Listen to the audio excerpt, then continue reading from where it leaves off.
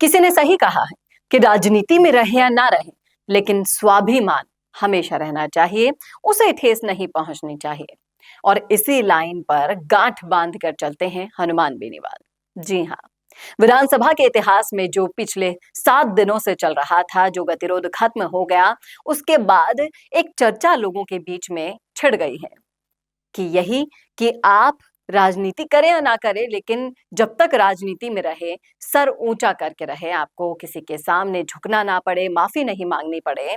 और इसी मुद्दे पर बहस जारी है लोगों की कि एक हनुमान बेनीवाल ही ऐसा नेता है जो किसी के सामने झुकता नहीं है। करेंगे इसी मुद्दे पर चर्चा इस वीडियो में, इसलिए बने रहेगा आखिर तक हमारे साथ। नमस्कार, मैं हूं चेतना शर्मा। आप देखना शुरू कर चुके हैं संवाद भारत का, भारत के लिए।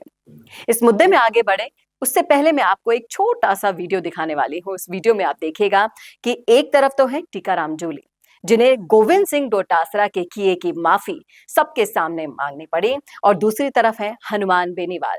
एक बार उनके आप इस भाषण को सुन लीजिए, फिर हम चर्चा में आगे बढ़ते हैं। सुन ले, गोविंद सिंह डोटासरा जी की वजह से जो वो आसन तक आए या उन्होंने कोई टिप्पणी की, उनकी तरफ से हमें खेद है, उनकी तरफ से माफी चाहते हैं। मैंने मेरे जीवन में माफी नहीं मांगी कभी।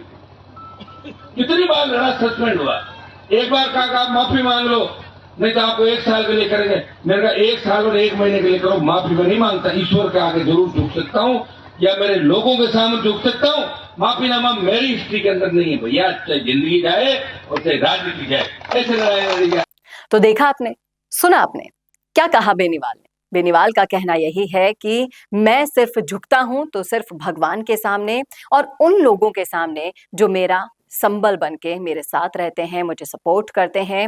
मैं और किसी के सामने नहीं झुक सकता। माफीनामा मेरी हिस्ट्री में ही नहीं है, ये उनके शब्द हैं। और आज तक का कितना अभी आप रिकॉर्ड उनका उठाकर देख लीजिए, उनको साल भर के लिए निलंबित कर दिया गया, लेकिन उन्होंने माफी नहीं मांगी, क्योंकि उन्हें पता होता है कि जिनके लिए उन्होंने बोला है, जो बोला है, वो बिल्कुल एक्यूरेट बोला है। गोविंद सिंह डोटासरा की तरह नहीं है जो छिछोरी राजनीति पर उतर आए हों, जो कुछ भी बयान दे रहे हों, किसके लिए क्या बोल रहे हैं, खुद को ही होश नहीं है। लेकिन इसके उलट अगर आप हनुमान बेनीवाल को देखेंगे, उनके इस वीडियो को जिसको मैंने आपको दिखाया है, इस पर लोग यही चर्चा कर रहे हैं। लोगों का ये भी कहना है कि कहीं ना कहीं गोविंद सिंह डोटासरा और सीएम के बीच में कोई गठजोड़ हुआ है, और इस गठजोड़ के कारण ही दोनों ही अपनी पार्टी के सर्वे सर्वा बनना चाहते हैं। कोई ना कोई षड्यंत्र जरूर है, लेकिन माफी मांग लेने से कोई छोटा नहीं होता। यहाँ पर कुछ लोगों का ये भी कहना है, अगर गलती की है, आप गलती स्वीकार कर लेते हैं, तो ये भी एक बहुत बड़ी बात होती है राजनीति में। लेकिन गोविंद सिंह डोटासरा ने तो कोई माफी नहीं मांगी, उनके बिहाफ पर टीकाराम जूली ने माफी मांगी है उनके बिहेवियर के लिए, उनके शब्दों के लिए। लेकिन आपको क्या लगता है कि क्या गोविंद सिंह डोटासरा को ही सबके सामने आकर माफी मांगनी चाहिए थी, या फिर दूसरी तरफ है एक और जाट शेर जिसका कहना है कि मैं किसी के सामने नहीं झुकता, मैं हनुमान बेनीवाल हूं, मेरी हिस्ट्री में कोई ऐसा शब्द ही नहीं है माफी जैसा, चाहे मुझे राजनीति खत्म करनी पड़ जाए।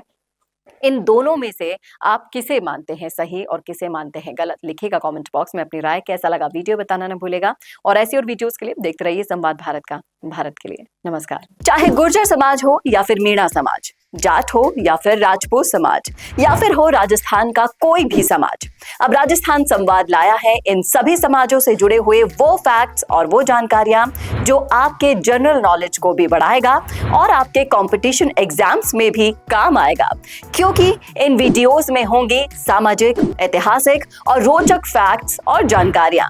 तो अगर आप भी बढ़ाना चाहते हैं अपनी जीके और जानना चाहते हैं अपने इतिहास के बारे में छुपे हुए वो फैक्ट्स, तो ज्वाइन कीजिए राजस्थान संवाद का मेंबरशिप प्लान। ज्यादा जानकारी के लिए डिस्क्रिप्शन में विजिट कीजिए और दिए गए नंबर पर कॉल कीजिए।